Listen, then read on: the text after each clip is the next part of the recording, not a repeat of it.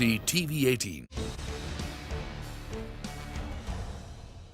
Budgets in the past have had a magical impact on stock markets. Remember the 1991 budget and then the 1997 dream budget?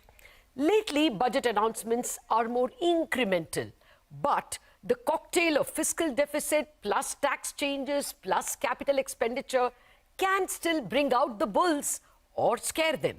So what are the key numbers or items to watch out for this year? First, the market, and more particularly India Inc., may not want to hear a very high fiscal deficit or market borrowing number. Our CNBC-TV18 poll says the average expectation is that fiscal deficit will be brought down to 5.8% from 6.4% in the current year FY23. This will mean the government will borrow a net, say, 11.5 trillion rupees from the market, plus a 5 to 5.2 trillion rupees borrowing by the state governments. The markets can stomach a 6.7 trillion borrowing number or thereabouts. Next, what are the GDP growth and tax assumptions? Nominal GDP. Here a CNBC-TV18 poll says a 10% nominal GDP growth and an 11% growth in taxes will be seen as fair. Remember, FY23's 15.5% nominal GDP growth and tax growth that was even higher can't be the base case for FY24. Next, the market may want to hear about capital expenditure. A 15% growth in capex to about rupees 8.7 trillion rupees is what the market is expecting. Last year, it was a big 25% growth in capex. Finally, the black box. Will there be any rationalization of capital gains tax on equities? Will short term be redefined, extended to 2 or 3 years? Will the tax rate on short term capital gains for equities be increased? Those are the fears according to our poll. But let me defer to our experts. I have with me the best of market watchers, veterans, Hiren Ved of Alchemy Capital and Nilesh Shah of Kotak Mahindra AMC. Gentlemen, thank you very much for your patience and for attending to our pre-budget What Market Wants show. Hiren, first to you. And I have to ask you this troubling question first. If the short-term capital gains are going to be altered, extended term or percentage, will that be a big negative? So, Latha, Happy New Year to you, first of all. And yeah, I think what is most current in the minds of the investors is the noises around the potential changes in capital gains. Now, my view is that if they change the tenure of what constitutes short-term capital gains tax, I think that will be merrily stomached by the market. Because by and large, people are long-term investors, and the difference between the short and the long-term rates is not very significant at this stage. What the markets may not like, or investors may not like, is there is a hike in the rate of taxes. And I think that is very important, not only from a domestic investor perspective, but I think it will also send a signal to the international investor community that you just changed the tax rates in 2018. And it would be important if you kept the tax regime fairly stable. So if we want to attract foreign capital, which we do want to, and we don't want to disturb the capital markets, then I think a rate change is something which is probably will be problematic. A tenure change will not be. Okay, got that. Nilesh, similar question to you. In a previous occasion, you told us that a lot of gimmicks that are going on around capital gains, trying to disguise or dodge them, will be definitely, attended to. But this is a more direct question which affects everyone. Do you think that an extension of the tenure, term of short-term capital gains, or an increase in the amount will be received badly? I think extension of tenure is logical. Today, there is 1 year for equity, 2 years for real estate, 3 years for debt. any investor will say that 1 year equity is not long term. So making it 3 year across the board will be fine. But we should not increase the tax rates. We should plug the loopholes around capital gains. Zero coupon listed debentures convert interest income into capital gains. 1 lakh crore is the outstanding amount. Assuming 10% interest rate and 25% tax arbitrage, that's collection of 2,500 crore. SME exchange IPOs are clearly, capital gains tax planning. Again, it's converting black income into long-term capital gains. If we plug that, that will result into further savings. Today, STT on cash delivery and F&O is the same. Some tinkering there, which will discourage speculative activity in F&O, again will result into higher income and will be good for the market. Okay. ULIP inter-scheme transfers are not taxed. 6 lakh crore AUM, assuming 30% switches, 1,80,000 crore. Assuming 20% tax arbitrage, that's again 3,600 crore for to be taken.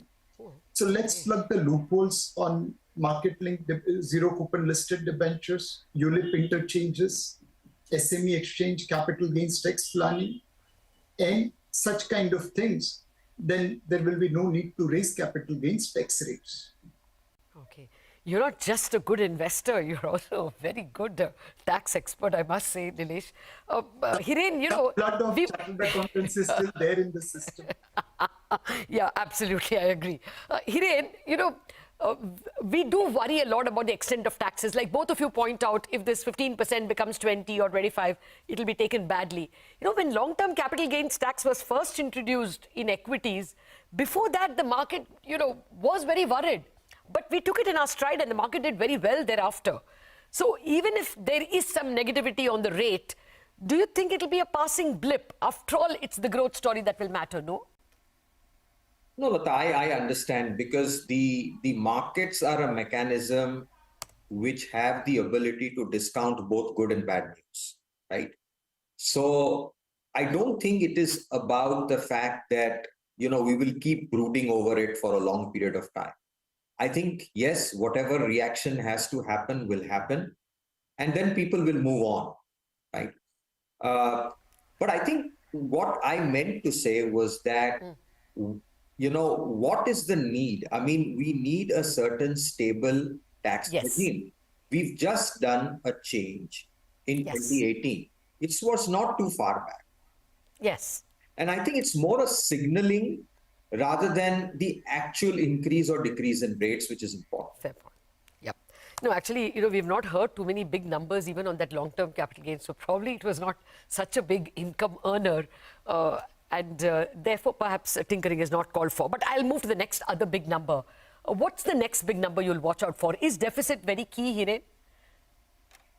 Yeah, I mean, I think the deficit number is important, but everybody understands that there will be a glide path to fiscal consolidation. I think during COVID, it was okay to run large fiscal deficits. But now I think if we want macroeconomic stability, and if we want the currency to be stable and interest rates to be stable, then we have to have the ability to show that we are on the glide path of reducing fiscal deficits, because deficits are never, it's good for a year, but the hangover is very, very bad. Yes. And I think what you have put out in your expectations is pretty much where everybody is in terms of the fiscal deficit. I think what was most credible was that, during the COVID years, we decided to bring all the off-balance sheet items onto the balance sheet. Yes. So that number became very credible. There were no whispers and murmurs about how much is shoved under the carpet. And I think there is a certain credibility that has been brought to the fiscal deficit management. And I think that should continue. And whether it reduces by a couple of basis points more or less, but I think the glide path is very clear. It's somewhere in the range where you have indicated. Okay. Just to finish that point, Nilesh, would you say a GDP and a tax assumption between 10 and 11% for tax growth is something the market would watch very closely? I mean, this government has not shown a penchant for outlandish assumptions. But, you know, we did do, I think FY23 is going to end with some big 18% rise in taxes. So do you think a high tax assumption will disturb the market? So markets will be first looking at where the spending is occurring. Okay. Even if the fiscal deficit is higher than 5.8%, but it is for infrastructure investment, then it can be tolerated. Even if fiscal deficit is higher than 5.8%, but along with infrastructure allocation, there is a guide path to the lower path of the fiscal deficit, then again it can be tolerated. Similarly, on the taxation side, if you're plugging the loopholes, and there are so many which we can talk about, then higher tax collection can be assumed. Yeah. But if you're not going to plug the loopholes, then it's better to be conservative than aggressive. Okay. In fact, the best thing to do is, you know, like ethical hacking, let's create ethical tax loophole plugging competition.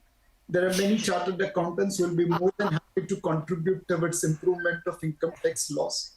They know where the hacking is possible. They'll give you solutions how to bridge it. And voila, the tax to GDP ratio will improve, will move from African nations to Asian nations in terms of tax compliance. Excellent. Nilesh, you're much more than just a tax and a market expert. This is a genuinely great strategist. Yes, let's have a tax hackathon race. But you correctly started by saying, where is the money going to be spent? I'll do one thing. I'll take a very quick break and let's concentrate on the expenditure side and what the market wants. Back in a minute. Welcome back to our pre-budget special, What the Market Wants. I've been speaking with two market veterans, Nilesh Shah of Kotak Mahindra AMC and Hiren Ved of Alchemy Capital Management. Hiren, Nilesh, thank you very much for your patience. Before we went to the break, we did discuss taxes and income assumptions of the government. Now let us discuss expenditure, as Nilesh prompted. Nilesh, what is the capital expenditure number that you will watch out for? Will the market watch for it very closely? Last year, that is, not last year really, FY23, this year it was a grand 25%. What's a credible number for FY24? My feeling is that this is pre-election budget where generally government enhances allocation. Even though the last year's base was higher, could we target another 15 to 20% increase in allocation? And more importantly, let's focus on the execution speed. Prime Minister inaugurated Mumbai metros, but we all know at what speed Mumbai metro is being constructed. I stay in Andheri West, where East-West flyover is down since 2018. And we are spending more on fuel than what is the cost of repairing that bridge. So it's not only allocation, but also the execution, which is critical. My sympathies for those of you who stay in Andheri. I have the monorail, so I don't complain.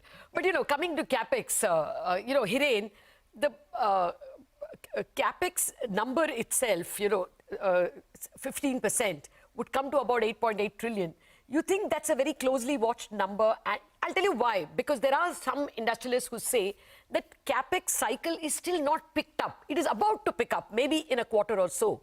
And therefore, the government should show its hand and continue to chug along with CapEx. So if it falls short of 15% or 20% that Nilesh is speaking about, will that be taken badly? Yeah, I mean, I think in that sense, I concur with Nilesh that it's a pre-election year. We are still seeing the early signs of private capex. And whether private capex is starting or not starting, I think it is very, very important that we continue to spend on infrastructure, because that investment has a big multiplier effect, right?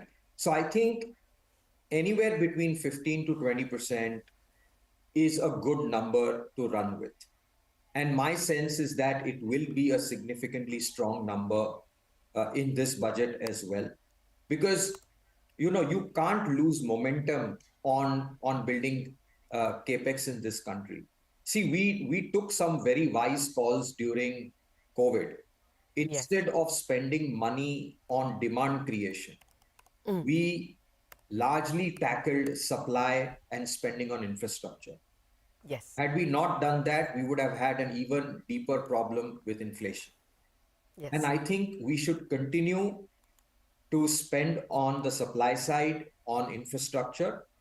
And I think other than infrastructure, more incentivization for private capex would also be welcome, right? So just like what they've done with the PLI schemes, Fair enough. you need to spend 50,000 crores to spur a 5 lakh crore capex, right? So the impact is much higher. So I think 15% is par for the course. 20% could be great. Okay. And if it is buttressed with, as you say, some more incentives for PLI or, more sectors in PLI, I mean, I can see that both of you will be nodding in agreement with such schemes. But Nilesh, repeatedly, both of you are using the word pre-budget, pre-election budget. I didn't think of this as a pre-election budget because there is a vote on account that will still be presented in February of 2024. So do you think a typical pre-election budget will be tolerated? One with, a large amount of social sector spending, extension of subsidies. Do you think these will be tolerated? So I think the finance minister should learn the art of communication from US Fed of walking left and talking right. You have to do what is right for the economy from a numbers point of view, which is extra allocation to infrastructure and cutting down on wasteful expenditure, including subsidies. But in the budget speech, you can talk about, subsidies and poor and farmer and everyone else. There could be launch of newer schemes also in the budget for that thing. And clearly we are suffering today at a subdued consumption in bottom of the pyramid. So if some money is allocated towards supporting consumption at the bottom of the pyramid, market will be happy to tolerate it. One more idea which finance minister should consider is to reduce the cost of borrowing for marginal and poor. They don't have access to organized financing, and they do borrow at a very, very high rate of interest from unorganized market. Like we created MSME credit guarantee scheme during COVID time. If there could be a credit guarantee scheme spread over large number of marginal borrowers, which can reduce their borrowing costs substantially, I think consumption will get supported. The bill for providing that credit guarantee scheme will be very minimal, and this will support growth. Okay. Yeah, I guess an interest subvention and, as you say, credit guarantee could be perhaps actually welcomed because rural consumption is something even urban India wants, which India Inc. also wants. Hiren, on that point, really, there are people who have been suggesting, forever that the income tax thresholds need to be increased. After all, we have gone through a bout of 6 and 7% inflation. So keeping the direct tax, income tax thresholds unchanged for so many years would be unfair. Do you think that will be market positive? Because that will mean more consumption. If the income tax brackets is increased, or even that, exemption-free income tax level is increased. Do you think these are big positives for the market? So I think, Latha, there is a case for reducing the burden on the relatively lower income or the middle income families, because clearly we see the stress when FMCG companies talk about it. The consumption at the bottom end is struggling for a while. Yes. Because of 2 years of COVID lockdowns, higher healthcare costs and inflation, everything put together, right? So I think some relief there is welcome. But I think that what Nilesh mentioned, right? I mean, rather than reducing your tax revenues, if you can use the balance sheet of the government to guarantee credit to the bottom of the pyramid, then you can achieve the same stimulus to consumption without actually either sacrificing revenue or spending too much, right? Okay. So there are smarter ways of doing that, but I completely agree. I think In fact, I do believe and I hope that there is some amount of capex which is directed towards rural infrastructure, rural housing, water schemes, and so on and so forth, so that if there is spending there, then there is a reason for people to earn higher incomes and consumption will bounce back. Yeah, I agree with you that, we are still a little muddled about the health of the consumption at the bottom of the pyramid. I mean, Asian Paints and D-Mart had me worried, but Hindustan Unilever, Havells and Polycab are indicating that looks like consumption is, not all that bad. But I guess the government will have to figure out some way of keeping consumption as well encouraged. I think that, as you both point out, could be market positive. Okay, a last final sentence from both of you. Nilesh, what would be your idea of an outstanding budget? What do you want to hear? A finance minister betting like Surya Kumar Yadav, bowling like Umran Malik, and fielding like Ravindra Jadeja, which is increase infrastructure allocation, give fiscal prudence, and raise non-tax resources. I think this guy is a market veteran. He's a tax expert like, say, Ranina, and he's a Harsha Bogle as well. Okay, Hiren, what would your idea be of what you want to see as a brilliant budget and what you definitely don't want to see? Well, he has set a very high standards. So I'm going to just do some plain speaking. But no, I think, definitely focus on capex. Second would be something in the budget. I'm using an old term like investment allowance reserve or accelerated depreciation. Something that will really get the animal spirits of private capex up and running, because there is only that much that you can do from the government balance sheet, right? So we have to use other incentives to get capex accelerated. Okay. And finally, no tinkering with cap gains rates. In fact, a dream thing would be to roll back the 10% capital gains that we have on long term, and just have a simple short-term capital gains tax and an STT. That's it. Okay, fair enough. Any sector you would go long on, Hiren, before the budget? You know what? We are long on India. We are long on the markets. I don't want to be too selective at this point in time. I'm fairly confident that we should have a very progressive, development-oriented budget. Fair point. Nilesh? I'll be echoing what Hiren Bhai said, but infrastructure sector looks to be a sector to go long in anticipation of a budget which will enhance allocation to infrastructure. With that, it's a wrap on this special broadcast on what the market wants from the budget. More news and updates follow. Stay tuned.